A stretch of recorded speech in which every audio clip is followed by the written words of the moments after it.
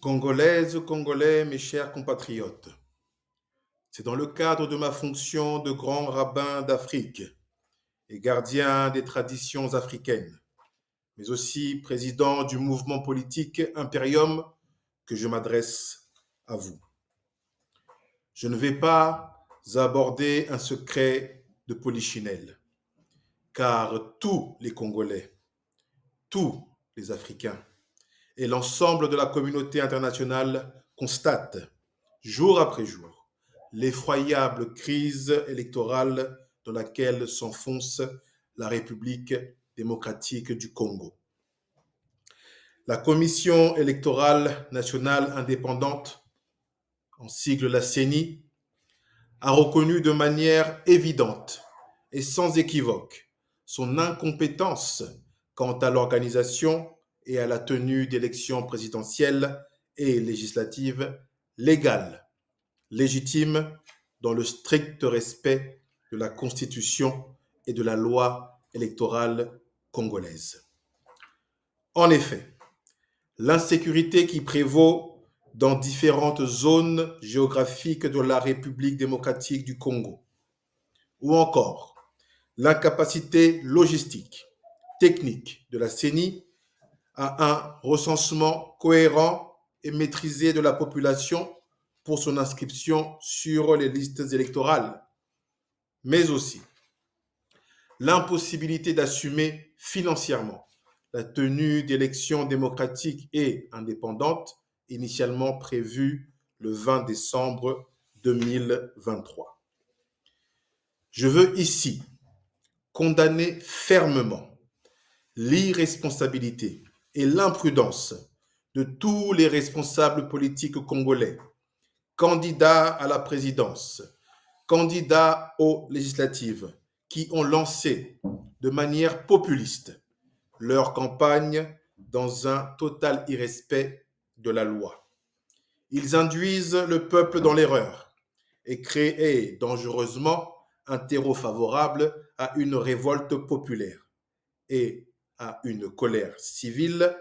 et civique légitime quand cette supercherie d'élection ne pourra plus être cachée.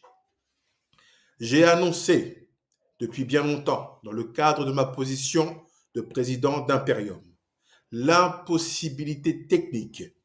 morale, légale de la tenue de ces élections, non grâce à quelques pouvoirs divinatoires, mais juste parce que je connais et maîtrise le cadre d'application des lois de mon pays. Si la CENI commet l'imprudence de feindre une pseudo-organisation d'une quelconque élection, nous avons en notre possession les outils juridiques d'annulation pure et simple. Car, je le répète, la CENI n'est plus en état de légitimité face à l'organisation de ces élections. Souvenons-nous, la terrible crise de 2018,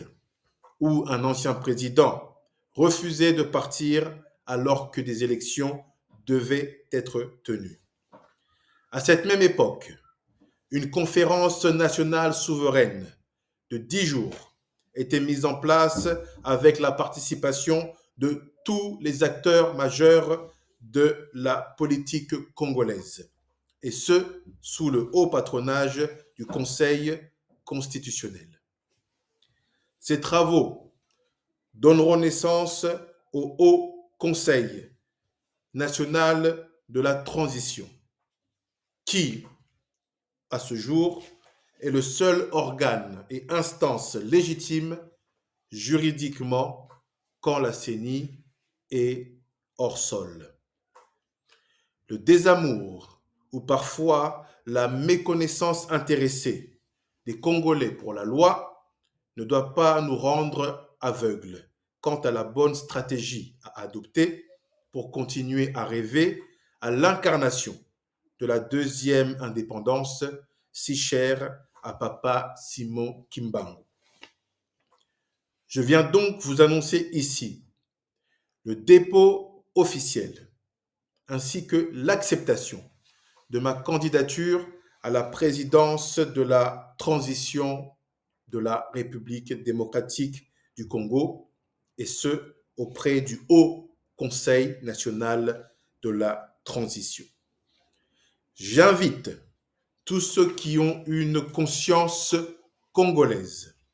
un amour réel pour la renaissance de notre patrie et une détermination sans faille pour que les Congolais soient réellement maîtres de leur destin, à rejoindre le seul organe qui peut, juridiquement et moralement, mettre en place une réelle union nationale. J'ai soumis sans concession mon projet politique qui protège et met en lumière la tradition de nos ancêtres et trace le chemin vers une nécessaire quatrième république qui se veut incontournable. Je reste à disposition pour les membres du Haut Conseil national de la transition et mets aussi à disposition tout mon réseau politique et diplomatique,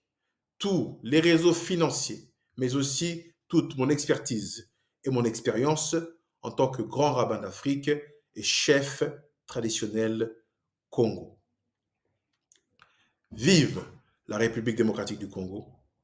vive la deuxième indépendance, vive l'Afrique.